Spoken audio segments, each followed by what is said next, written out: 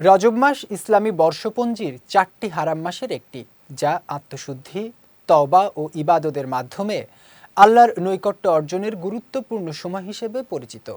এই মাসে মুসলিমরা বেশি করে নফল নামাজ, কোরআন পাঠ ও সদকা প্রদানের মাধ্যমে নিজের আত্মাকে পরিশুদ্ধ করার সুযোগ পায়।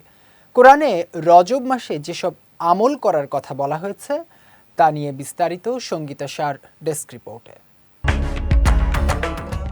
ইসলামী বর্ষপঞ্জির অন্যতম সম্মানিত মাস হল রজব। এটি 4টি হারাম মাসের একটি, যেগুলোকে আল্লাহ তাআলা বিশেষ মর্যাদা ও সম্মান দিয়েছেন।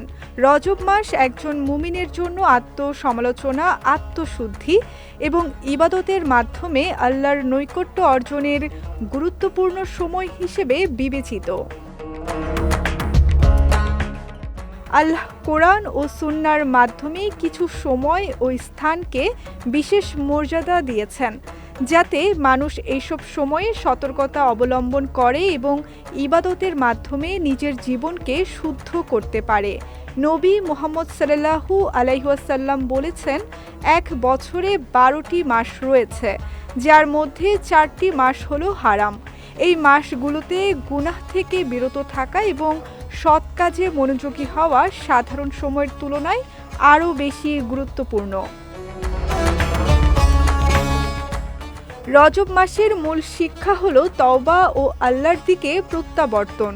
তওবা শুধু মুখের কথাই সীমাবদ্ধ নয়, অন্তর থেকে অনুতপ্ত হয়ে ভবিষ্যতে গুনাহ পরিত্যাগের দৃঢ় সংকল্প করাই প্রকৃত তওবা। এই মাসে নফল নামাজ, বিশেষ করে রাতের ইবাদতে মনোযোগী হওয়া অন্তরকে প্রশান্ত করে এবং আল্লাহর সঙ্গে সম্পর্ককে আরও গভীর করে। নিয়মিত কোরআন তিলাওয়াত ও অর্থ অনুধাবনের মাধ্যমে একজন মুসলিম জীবনকে আল্লাহর নির্দেশনার আলোয় পরিচালনা করতে পারে। কোরআন শুধুমাত্র পাঠের গ্রন্থ নয়, এটি জীবনের পূর্ণাঙ্গ বিধান। রজব মাসে দান সদকা, অসহায়দের সাহায্য এবং সমাজে ন্যায় ও সহমর্মিতা বৃদ্ধি করা অপরিসীম গুরুত্বপূর্ণ। এতে শুধু সমাজ উপকৃত হয় না, বরং দানকারীর অন্তরও প্রশান্তি লাভ করে। একই সঙ্গে এটি মানসিক ও নৈতিক পরিশুদ্ধির সময়। রাগ, অহংকার, হিংসা ও খারাপ অভ্যাস নিয়ন্ত্রণ করা, জিহ্বা ও দৃষ্টি হেফাজত করা এবং অন্যের প্রতি সদাচরণ করা এই মাসের প্রকৃত আমলের অংশ। সবশেষ রজব মাস হলো শাবান ও রমজানের প্রস্তুতির সময়।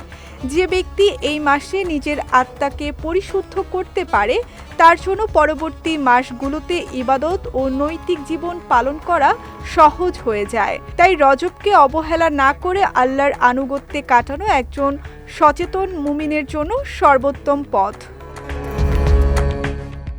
সঙ্গীতা শাহ, বিজয় টিভি নিউজ ডেস্ক।